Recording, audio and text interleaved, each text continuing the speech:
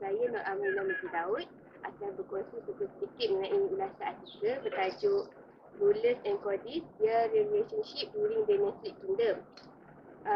Pemerintah dan hakim, hubungan mereka semasa pemerintahan kerajaan Nasrid. Artikel yang dipilih oleh saya ditulis oleh M. Isabel Calero Hika daripada Universiti Malaga, dan artikel ini mempunyai sebanyak 20 halaman. Di permulaan penulisan artikel, penulis telah menyatakan abstrak kajian iaitu hubungan antara pemerintah dan hakim dalam kerajaan Nasrid di Granada pada tahun 629 Hijrah sehingga 897 Hijrah adalah berdasarkan rasa hormat mereka kepada mazhab Maliki.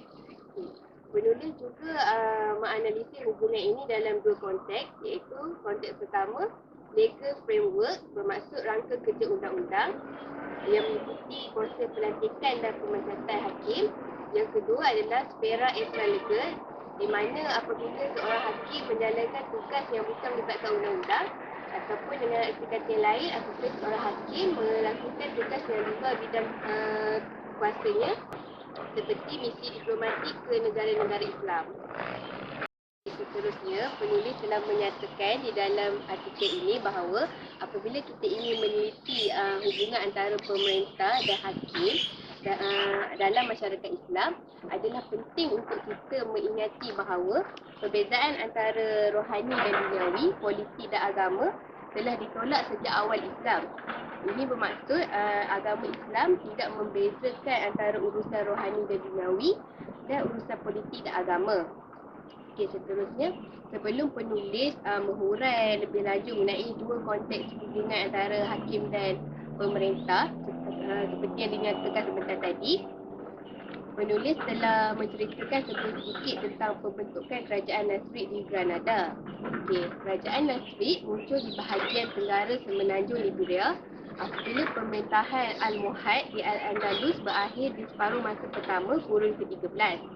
Okay, sebagai maklumat tambahan, kerajaan Nasrid juga dikenali sebagai kerajaan Banu Nas ataupun kerajaan Banu Al-Ahmar.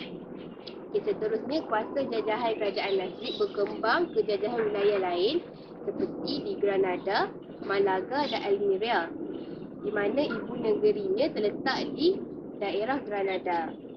Okey, sejarah kerajaan Nasrid terbahagi kepada 4 tempoh masa, di mana masa pertama ataupun fasa pertama yang menyaksikan pembentukan dan penyatuan daripada tahun 629 Hijrah sehingga 708 Hijrah. Okey, pada fasa ini menyaksikan kebangkitan Banu Ash'Ula, merupakan salah satu keturunan yang menyokong pemerintahan Sultan Muhammad I. Bagi mencari sokongan untuk pemerintahan mereka, Sultan Kerajaan Nasrid seperti Sultan Muhammad I, Sultan Muhammad II dan Sultan Muhammad III telah meminta bantuan kepada Banu Marin di Maghribi. Walau bagaimanapun, campur tangan Maghribi di semenanjung Liberian telah mewujudkan masalah kepada Kerajaan Nasrid yang menyebabkan Kerajaan Nasrid kemudiannya bergabung dengan Kerajaan Christian di utara untuk melawan pengaruh Kerajaan Marinid. Peristiwa ini telah membelenggu Kerajaan Nasrid sehingga kurun ke-14. Seterusnya, fasa kedua iaitu pada tahun 708 Hijrah hingga 733 Hijrah di bawah pemerintahan Sultan Ismail I dan Muhammad IV. Tempoh ini dikenali sebagai krisis dalaman, perubahan dinasti dan tekanan dari luar untuk mendapatkan kawalan ketat Selat Gibraltar. Fasa ketiga, di mana bermula dari 733 Hijrah sehingga 793 Hijrah, menyaksikan jajahan Granada mencapai tahap terbaik dari segi politik, ekonomi dan budaya di bawah pemerintahan Yusuf I dan Muhammad V. Seterusnya, fasa keempat merupakan fasa yang terlama, bermula dari 793 Hijrah sehingga 897 Hijrah, menunjukkan kemerosotan dan ketidakstabilan politik. Seterusnya, kita lihat analisis konteks pertama antara hubungan pemerintah dan hakim yang telah dinyatakan oleh penulis, iaitu legal framework, rangka kerja undang-undang, di mana penulis sekali lagi telah menyatakan bahawa hubungan antara pemerintah dan hakim adalah berdasarkan rasa hormat mereka kepada mazhab Maliki. Pewujudan institusi undang-undang di dalam kerajaan ini adalah berdasarkan kepada pemusatan pentadbiran kehakiman, kuasa eksekutif, pelantikan dan pemesyaratan, dan berdasarkan kuasa hakim yang bertindak sebagai penasihat. Okay. Sebelum seseorang hakim pada zaman kerajaan Nasrid melakukan penghakiman, beliau perlulah mengambil ataupun mengikut mazhab Maliki dengan merujuk kepada mufti ataupun pakar undang-undang ketika itu. Seterusnya, hubungan antara pemerintah dan hakim dibuktikan lagi pada Majlis Bai'ah Sultan Muhammad IV apabila 26 orang hakim termasuklah ketua hakim telah menghadiri majlis tersebut. Okay, jelaslah kehadiran hakim ini telah memberikan kesah tarafan agama untuk majlis tersebut. Okay, seterusnya, ketika pemerintahan kerajaan Nasrid, ketua hakim tidak mempunyai kapasiti undang-undang untuk melantik hakim-hakim di negeri ataupun jajahan itu.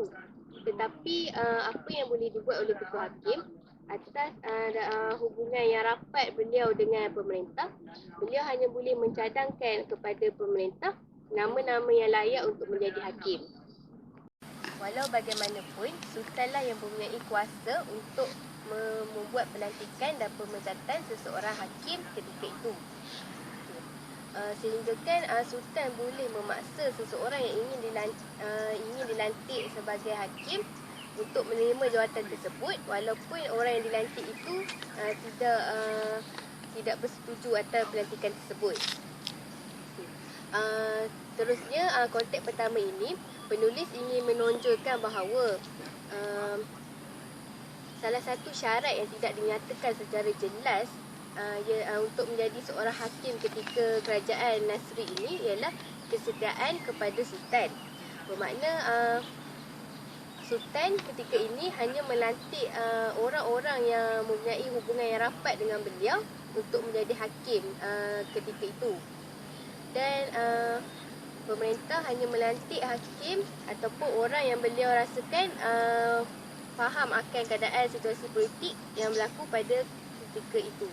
Seterusnya kita lihat konteks kedua yang telah dinyatakan oleh penulis tentang hubungan antara pemerintah dan hakim ketika zaman pemerintahan kerajaan Nasrid, iaitu sfera extra-legal, di mana apabila hakim melaksanakan tugas yang bukan melibatkan undang-undang ataupun melakukan tugas yang di luar bidang kuasanya, seperti misi diplomatik ke negara-negara Islam yang lain.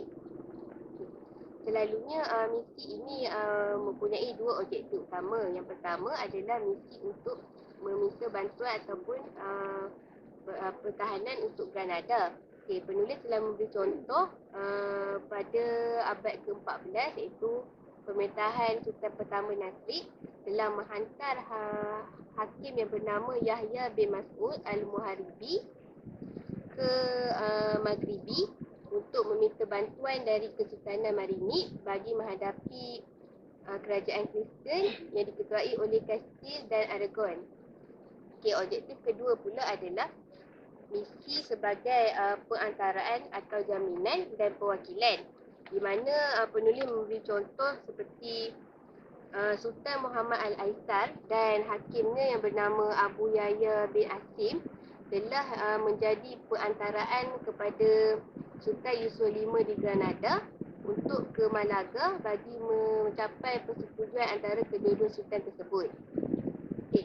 Kesimpulan yang dapat saya buat mengenai artikel ini ialah sultan mempunyai keupayaan eksekutif untuk melantik dan memecat hakim-hakim. Pelantikan dan pemecatan kebanyakannya terikat kepada pertimbangan ataupun faktor politik. Apa yang paling penting ialah kesetiaan kepada sultan memainkan peranan yang sangat penting dalam sistem undang-undang kerajaan Nasrid pada ketika itu. Di kesempatan ini saya ingin mengucapkan jutaan terima kasih kepada Ustaz Izzat Azrael bin Jansari kerana memberi peluang untuk saya membuat video bagi subjek ACI di Afrika Utara dan Andalus. Dan tidak ketinggalan juga jutaan terima kasih kepada rakan-rakan yang banyak membantu dalam penghasilan video ini. Sekian, terima kasih.